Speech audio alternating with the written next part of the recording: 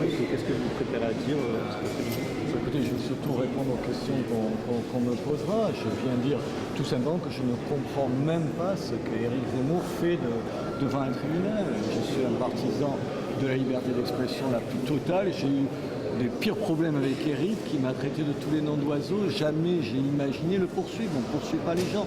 On débat, même si les questions sont difficiles, même si les thèmes sont douloureux, même si c'est compliqué, on débat, on s'échange les arguments, on ne règle pas les problèmes devant un juge. Ce n'est pas à la justice de dire ce qu'on doit penser ou pas, c'est au débat public. Voilà ce que je vais essayer de dire. Mais en France, il y a des lois quand même. Oui, mais il y a un certain nombre de lois qui sont de mauvaises lois. Moi, je combats un certain nombre de lois. Je pense qu'il y a des lois en France qui sont autant de carcans pour la liberté d'expression. Ça fait 25 ans que je me bats contre ces lois-là.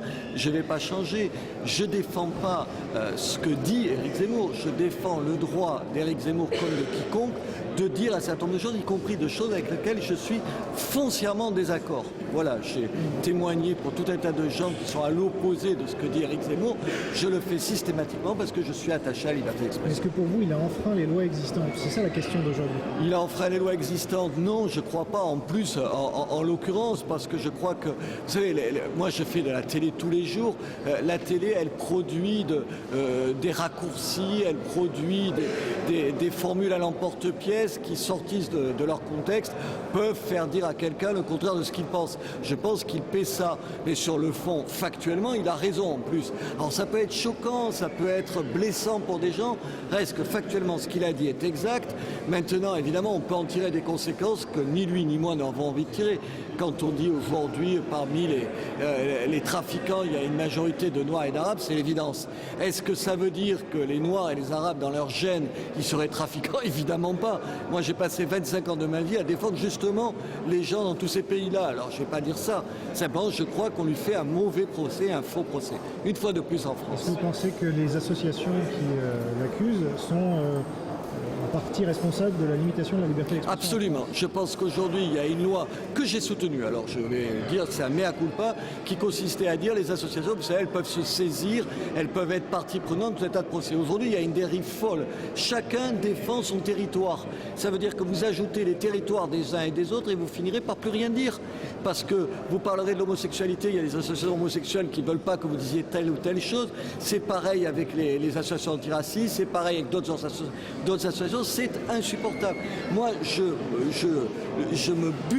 bute contre ce problème tous les jours en me disant merde, qui va te poursuivre pour ce que tu dis? Enfin, c'est pas possible. Alors qu'au départ, j'étais plutôt favorable, je trouvais, si on pouvait défendre les victimes.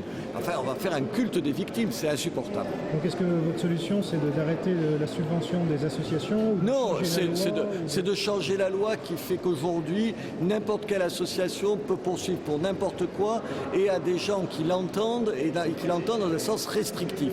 Je trouve que c'est un vrai problème. Aujourd'hui, plus que la pression des politiques, la pression de l'argent et tout, ce qui limite la liberté d'expression en France, c'est ça. C'est le quand dira-t-on, c'est le médiatiquement correct. Il y a aujourd'hui des choses que vous pouvez dire dans les médias et que vous ne pouvez pas dire. Souvent, les journalistes eux-mêmes se transforment en les premiers censeurs. C'est les rédactions qui sont souvent les premiers à organiser la censure. Donc pour vous, à la place du procès, il aurait dû avoir une émission télé pour le débat. Absolument, je veux dire qu'on en débatte à la télé. Moi, je passe ma vie à recevoir, tout à l'heure, je recevrai encore des gens avec qui je ne suis pas d'accord, et j'en discute avec eux. Je ne vais pas poursuivre des gens parce qu'ils ont des pensées iconoclastes ou que sais-je encore. Quant à la connerie, si on devait mettre tous les cons en prison, je ne sais pas si vous imaginez, je ne sais pas où on trouverait les places. Qu'est-ce que ça dit sur notre société, ce type de procès? Ça dit, comment vous dire, le caractère étriqué, frileux de nos sociétés. Aujourd'hui, il faut bien penser. Il faut penser dans le bien. Et il y a tout un tas, il y a une myriade de gens qui se sont auto-saisis de ces questions-là et qui se sont fait les juges de ce bien, de ce pas bien, de ce qui est bien ou pas bien.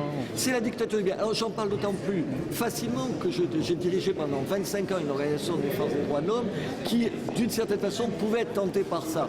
Et je sais que c'est le risque pour toutes les associations de se transformer en des gens qui disent « Ah mais ça c'est pas bien ». Oui, c'est pas bien. Est-ce qu'il faut l'interdire de s'exprimer? Non. C'est la différence entre ce que je pense de ce que vous dites et le fait de vous dire « Non, maintenant vous n'allez pas le dire ». Il y a une nuance, il y a une distance, il y a un gouffre. Le problème c'est que les associations, l'opinion publique, les médias, les journalistes ont réduit ça. Et maintenant, quand c'est pas bien, on vous le dit et on vous dit « Fermez-la ». Non. C'est une néo-religion, selon vous? C'est pas une néo-religion, c'est une société qui a peur de son ombre, qui a peur de gens qui pensent mal, qui a peur de ce qui est dans les bas-côtés.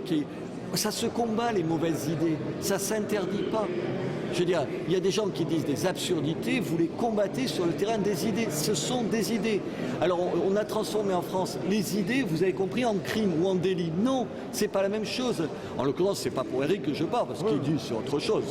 Ça fait partie du débat normal et tout ça. Non, aujourd'hui, il y a tout un tas d'associations, tout un tas de gens qui veulent absolument criminaliser ce qu'on pense dès qu'on pense à côté de ce qu'il faudrait penser à Paris dans le petit milieu médiatico-politique. Et ça, c'est insupportable. Une opinion ne peut être criminalisée. Il n'y a pas d'opinions qui sont criminelles. Une opinion. Il y a la diffamation sur les gens, il faut que les gens puissent se défendre. Il y a les appels à la violence, là on quitte le terrain des idées. Tout le reste, c'est des idées. Même si elles ne vous plaisent pas, ce sont des idées. Monsieur Ménard, à un moment donné, vous avez Bien sûr. mais vous êtes quand même venu le défendre. Absolument. Éric, il m'a traité de tous les noms d'oiseaux, publiquement. Je veux dire, me traiter d'agent de la CIA, c'était d'une connerie totale. Quand Éric m'a dit « Est-ce que tu viens me défendre ?» J'ai dit oui. J'ai dit « On a eu des désaccords de fond. Tu as dit des choses de moi qui étaient dégueulasses. Je te le dis, je te le redis, mais je serai là. » Parce que même quand on dit des choses dégueulasses, y compris on l'a dit plusieurs fois de moi sur tout un tas de choses, j'ai jamais pensé que les gens ils devaient être traités comme des criminels et traînés devant la justice. Non, ça relève du débat. Alors je ne suis pas d'accord avec tout ce que dit Éric Zemmour, je suis loin de penser la même chose que lui, et en même temps ça me paraît évident d'être ici pour le défendre. Mais je le serai pour tout un tas de gens. J'ai été le témoin pareil de Dieudonné. Je ne partage pas une idée de Dieudonné. J'ai été au tribunal pour lui, pour dire non, la place de Dieudonné, elle n'est pas au tribunal. Je le fais pareil pour Éric Zemmour. Donc vous croyez que les propos qu'il a tenus sur les Noirs et les Arabes s'inscrivent dans le cadre de cette liberté d'expression dont vous défendez? Mais évidemment, en plus factuellement, c'est vrai.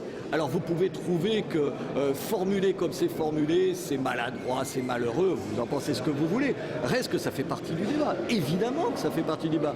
Si ça, on l'interdit, mais alors c'est qui va dire ce qu'on peut dire? Sur quoi on va pouvoir parler? On va pouvoir tous dire à peu près la même chose au même moment. Moi, j'ai envie de penser, et j'ai envie qu'Éric ait le droit de penser en dehors des chemins bien balisés par les médias, par les politiciens, par les juges. J'ai envie qu'on pense ailleurs, autrement, différemment. Et ceux qui pensent comme ça, ils ont le droit de le faire, même si ça déplaît à certains. Monsieur Ménard, est-ce que pour vous c'était possible avant d'avoir ce genre de débat?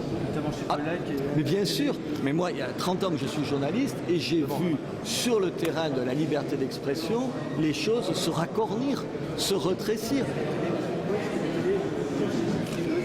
Mais tout le monde est frileux, c'est pas vrai que c'est la télé. Sur un certain nombre de sujets que vous vous exprimez à la télé, à la radio, dans la presse écrite, moi je fais les trois, il y a des sujets que vous avez le plus grand mal à aborder parce que c'est pas bien, parce que c'est pas dans l'air du temps, parce que les gens, le petit monde parisien pense que c'est populiste, que c'est insupportable, que c'est réac, que c'est facho, que c'est d'extrême droite, que sais-je encore, bref, que c'est pas ce qu'ils ont envie de penser. Et ça c'est inacceptable. Il faudrait peut-être que j'aille témoigner. Peut-être une dernière question quand même. Éric Zemmour est très médiatique aujourd'hui. Bon là il est en procès mais il n'est pas censuré quand même.